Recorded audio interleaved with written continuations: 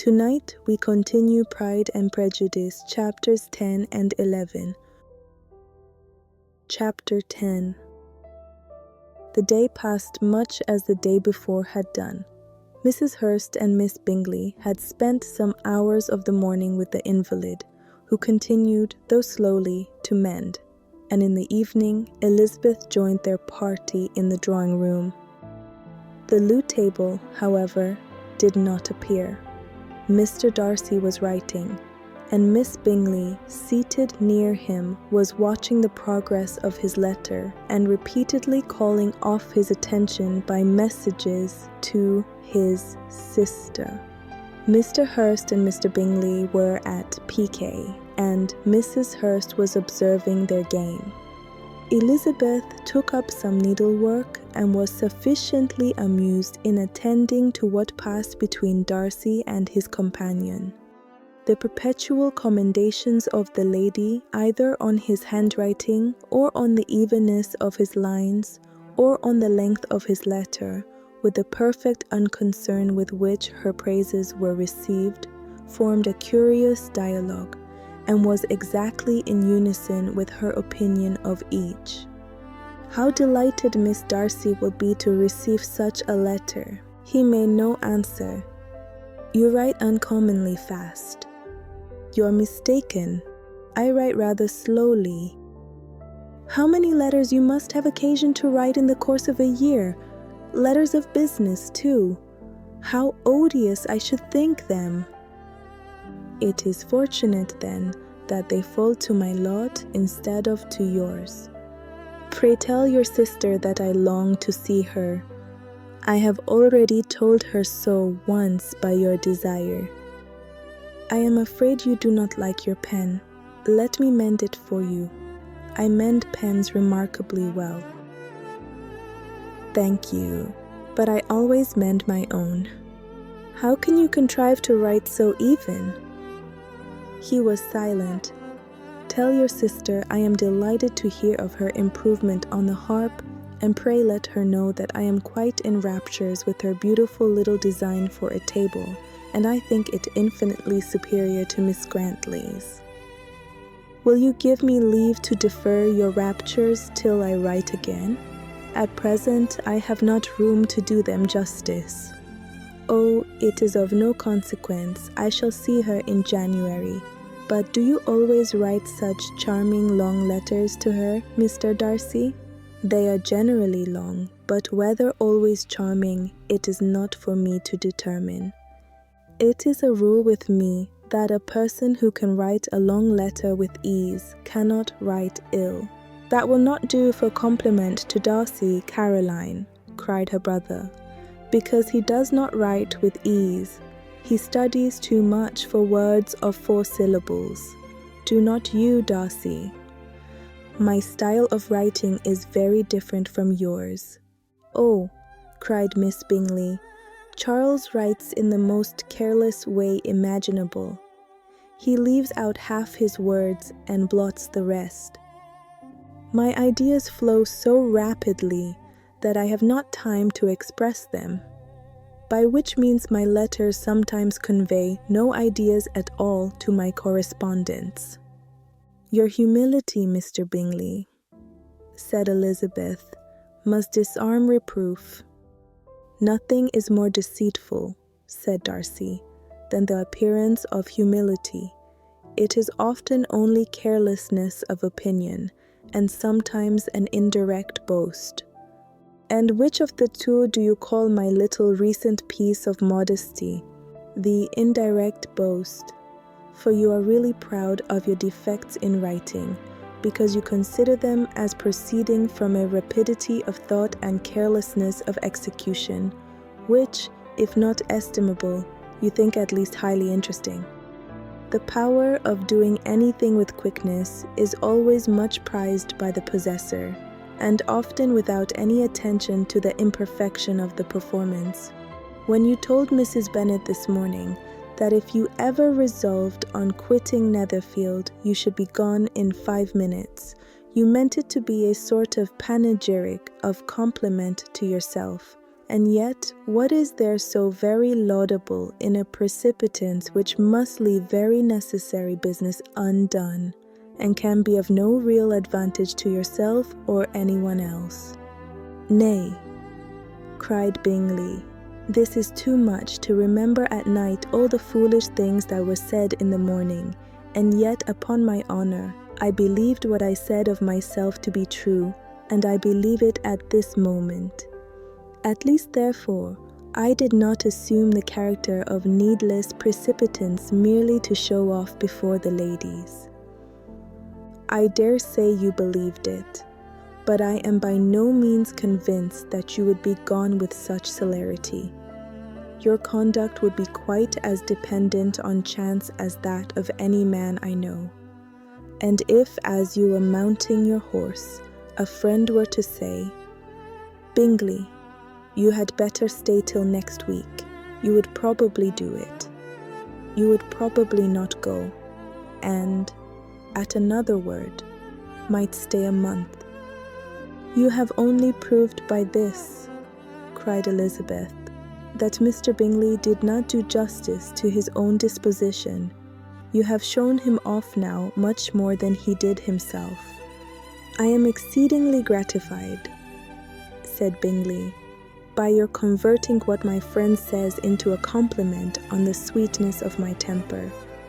But I am afraid you are giving it a turn which that gentleman did by no means intend. For he would certainly think the better of me if, under such a circumstance, I were to give a flat denial and ride off as fast as I could. Would Mr. Darcy then consider the rashness of your original intention as atoned for by your obstinacy in adhering to it? Upon my word, I cannot exactly explain the matter. Darcy must speak for himself. You expect me to account for opinions which you choose to call mine, but which I have never acknowledged. Allowing the case, however, to stand according to your representation, you must remember, Miss Bennet, that the friend who is supposed to desire his return to the house and the delay of his plan has merely desired it, asked it without offering one argument in favor of its propriety. To yield readily, easily, to the persuasion of a friend is no merit with you. To yield without conviction is no compliment to the understanding of either. You appear to me, Mr. Darcy, to allow nothing for the influence of friendship and affection. A regard for the requester would often make one readily yield to a request, without waiting for arguments to reason one into it. I am not particularly speaking of such a case as you have supposed about Mr. Bingley. We may as well wait, perhaps, till the circumstance occurs, before we discuss the discretion of his behavior thereupon. But in general and ordinary cases, between friend and friend, where one of them is desired by the other to change a resolution of no very great moment, should you think ill of that person for complying with the desire, without waiting to be argued into it? Will it not be advisable, before we proceed on this subject, to arrange with rather more precision the degree of importance which is to appertain to this request, as well as the degree of intimacy subsisting between the parties? By all means, cried Bingley. Let us hear all the particulars, not forgetting their comparative height and size, for that will have more weight in the argument, Miss Bennet, than you may be aware of. I assure you that if Darcy were not such a great tall fellow, in comparison with myself I should not pay him half so much deference. I declare I do not know a more awful object than Darcy on particular occasions and in particular places, at his own house especially, and of a Sunday evening when he has nothing to do. Mr. Darcy smiled, but Elizabeth thought she could perceive that he was rather offended, and therefore checked her laugh. Miss Bingley warmly resented the indignity he had received in an expostulation with her brother for talking such nonsense. "I see your design, Bingley," said his friend.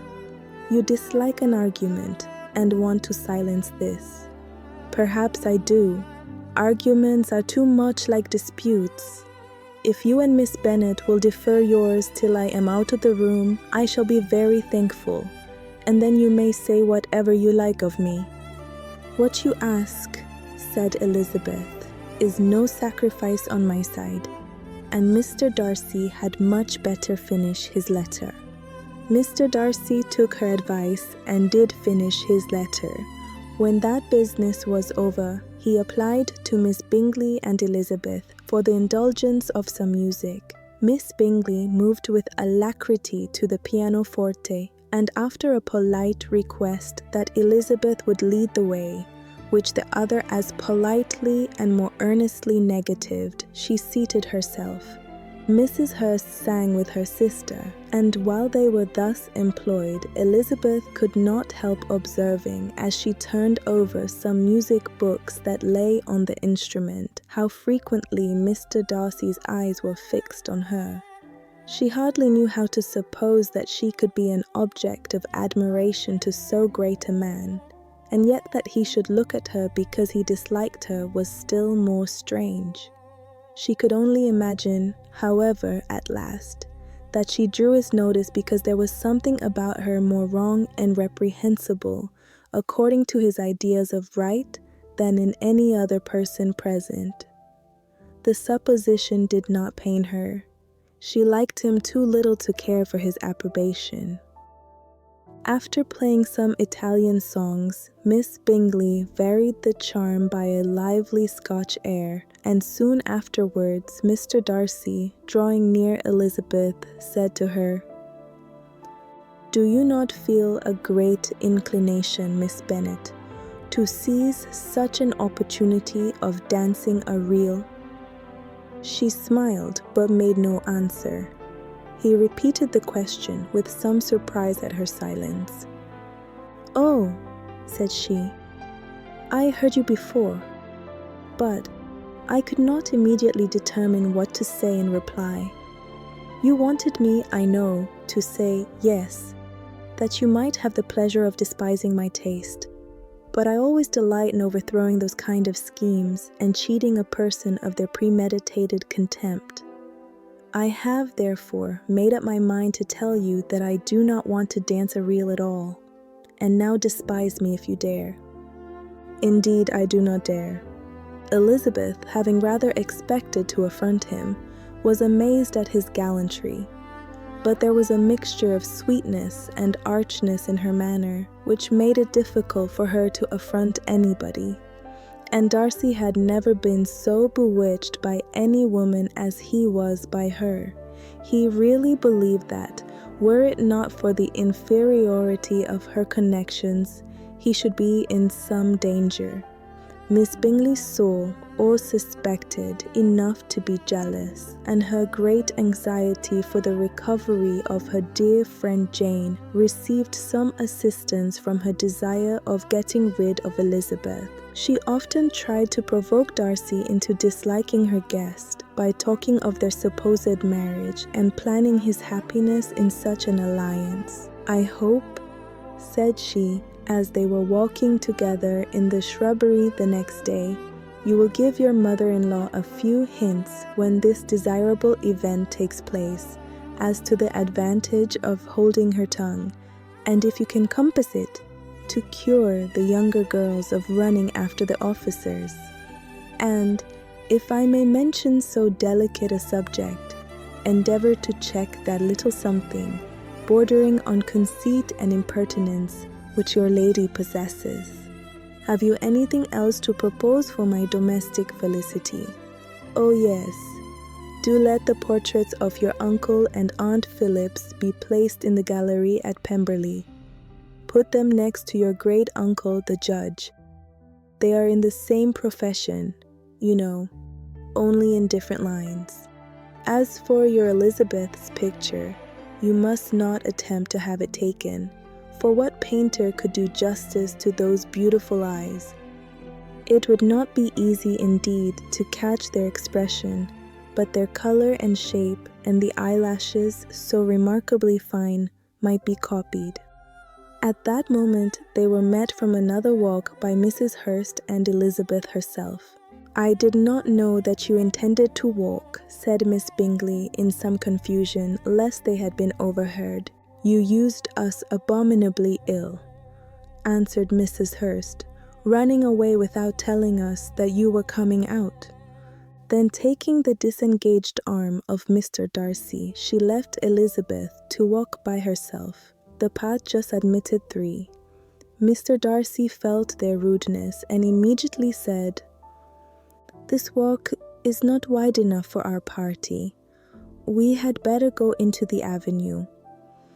But Elizabeth, who had not the least inclination to remain with them, laughingly answered, "No, no, stay where you are. You are charmingly grouped, and appear to uncommon advantage. The picturesque would be spoilt by admitting a 4th. Goodbye." She then ran gaily off, rejoicing as she rambled about in the hope of being at home again in a day or 2. Jane was already so much recovered as to intend leaving her room for a couple of hours that evening. Chapter 11. When the ladies removed after dinner, Elizabeth ran up to her sister, and seeing her well guarded from cold, attended her into the drawing-room, where she was welcomed by her 2 friends with many professions of pleasure, and Elizabeth had never seen them so agreeable as they were during the hour which passed before the gentlemen appeared. Their powers of conversation were considerable. They could describe an entertainment with accuracy, relate an anecdote with humour, and laugh at their acquaintance with spirit. But when the gentlemen entered, Jane was no longer the first object. Miss Bingley's eyes were instantly turned towards Darcy, and she had something to say to him before he had advanced many steps. He addressed himself directly to Miss Bennet with a polite congratulation. Mr. Hurst also made her a slight bow and said he was very glad, but diffuseness and warmth remained for Bingley's salutation. He was full of joy and attention. The first half-hour was spent in piling up the fire, lest she should suffer from the change of room, and she removed at his desire to the other side of the fireplace that she might be farther from the door. He then sat down by her, and talked scarcely to anyone else. Elizabeth, at work in the opposite corner, saw it all with great delight. When tea was over, Mr. Hurst reminded his sister-in-law of the card table, but in vain. She had obtained private intelligence that Mr. Darcy did not wish for cards, and Mr. Hurst soon found even his open petition rejected. She assured him that no one intended to play, and the silence of the whole party on the subject seemed to justify her. Mr. Hurst had therefore nothing to do but to stretch himself on one of the sofas and go to sleep. Darcy took up a book. Miss Bingley did the same, and Mrs. Hurst, principally occupied in playing with her bracelets and rings, joined now and then in her brother's conversation with Miss Bennet. Miss Bingley's attention was quite as much engaged in watching Mr. Darcy's progress through his book as in reading her own, and she was perpetually either making some inquiry or looking at his page. She could not win him, however, to any conversation. He merely answered her question and read on. At length, quite exhausted by the attempt to be amused with her own book, which she had only chosen because it was the 2nd volume of his, she gave a great yawn and said, "How pleasant it is to spend an evening in this way. I declare, after all, there is no enjoyment like reading. How much sooner one tires of anything than of a book. When I have a house of my own, I shall be miserable if I have not an excellent library." No one made any reply. She then yawned again, threw aside her book, and cast her eyes round the room in quest of some amusement, when, hearing her brother mentioning a ball to Miss Bennet, she turned suddenly towards him and said,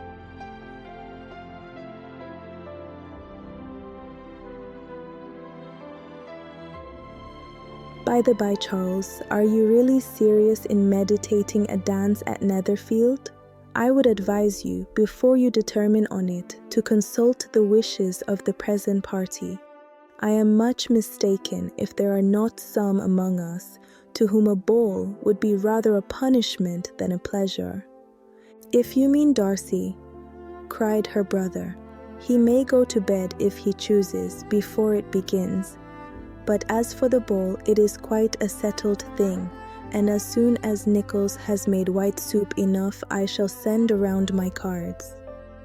"I should like balls infinitely better," she replied, "if they were carried on in a different manner, but there is something insufferably tedious in the usual process of such a meeting. It would surely be much more rational if conversation instead of dancing made the order of the day." "Much more rational, my dear Caroline, I dare say, but it would not be near so much like a ball." Miss Bingley made no answer, and soon afterwards got up and walked about the room. Her figure was elegant, and she walked well, but Darcy, at whom it was all aimed, was still inflexibly studious. In the desperation of her feeling, she resolved on one effort more, and turning to Elizabeth said, "Miss Eliza Bennet, let me persuade you to follow my example, and take a turn about the room. I assure you it is very refreshing after sitting so long in one attitude." Elizabeth was surprised, but agreed to it immediately. Miss Bingley succeeded no less in the real object of her civility. Mr. Darcy looked up. He was as much awake to the novelty of attention in that quarter as Elizabeth herself could be, and unconsciously closed his book. He was directly invited to join their party, but he declined it, observing that he could imagine but two motives for their choosing to walk up and down the room together, with either of which motives his joining them would interfere. What could he mean? She was dying to know what could be his meaning, and asked Elizabeth whether she could at all understand him. "Not at all," was her answer, "but depend upon it, he means to be severe on us, and our surest way of disappointing him will be to ask nothing about it." Miss Bingley, however, was incapable of disappointing Mr. Darcy in anything, and persevered, therefore, in requiring an explanation of his two motives. "I have not the smallest objection to explaining them," said he, as soon as she allowed him to speak. "You either choose this method of passing the evening because you are in each other's confidence and have secret affairs to discuss, or because you are conscious that your figures appear to the greatest advantage in walking. If the first, I should be completely in your way, and if the second, I can admire you much better as I sit by the fire." "Oh, shocking!" cried Miss Bingley. "I never heard anything so abominable. How shall we punish him for such a speech?" "Nothing so easy, if you have but the inclination," said Elizabeth. "We can all plague and punish one another, tease him, laugh at him. Intimate as you are, you must know how it is to be done. But, upon my honor, I do not. I do assure you that my intimacy has not yet taught me that. Tease calmness of temper and presence of mind. No, I feel he may defy us there. And as to laughter, we will not expose ourselves, if you please, by attempting to laugh without a subject. Mr. Darcy may hug himself." "Mr. Darcy is not to be laughed at," cried Elizabeth. "That is an uncommon advantage, and uncommon I hope it will continue, for it would be a great loss to me to have many such acquaintance. I dearly love a laugh." "Miss Bingley," said he, "has given me credit for more than can be.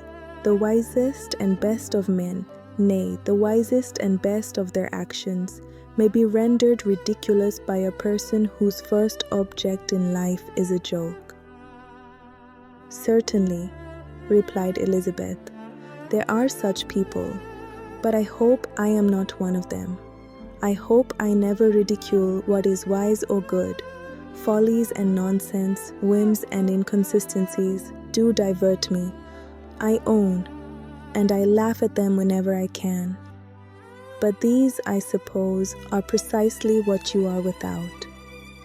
Perhaps that is not possible for anyone, but it has been the study of my life to avoid those weaknesses which often expose a strong understanding to ridicule, such as vanity and pride. Yes, vanity is a weakness indeed, but pride, where there is a real superiority of mind, pride will be always under good regulation." Elizabeth turned away to hide a smile. "Your examination of Mr. Darcy is over, I presume," said Miss Bingley. "And pray, what is the result?" "I am perfectly convinced by it that Mr. Darcy has no defect. He owns it himself without disguise." "No," said Darcy, "I have made no such pretension. I have faults enough, but they are not, I hope, of understanding. My temper I dare not vouch for. It is, I believe, too little yielding, certainly too little for the convenience of the world. I cannot forget the follies and vices of others so soon as I ought, nor their offenses against myself. My feelings are not puffed about with every attempt to move them. My temper would perhaps be called resentful. My good opinion, once lost, is lost forever." "That is a failing indeed," cried Elizabeth. "Implacable resentment is a shade in a character. But you have chosen your fault well. I really cannot laugh at it.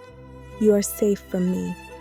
There is, I believe, in every disposition a tendency to some particular evil, a natural defect, which not even the best education can overcome.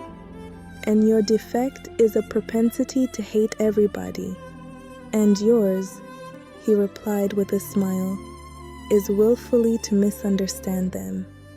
"Do let us have a little music," cried Miss Bingley, tired of a conversation in which she had no share. "Louisa, you will not mind my waking Mr. Hurst." Her sister made not the smallest objection, and the pianoforte was opened, and Darcy, after a few moments' recollection, was not sorry for it. He began to feel the danger of paying Elizabeth too much attention.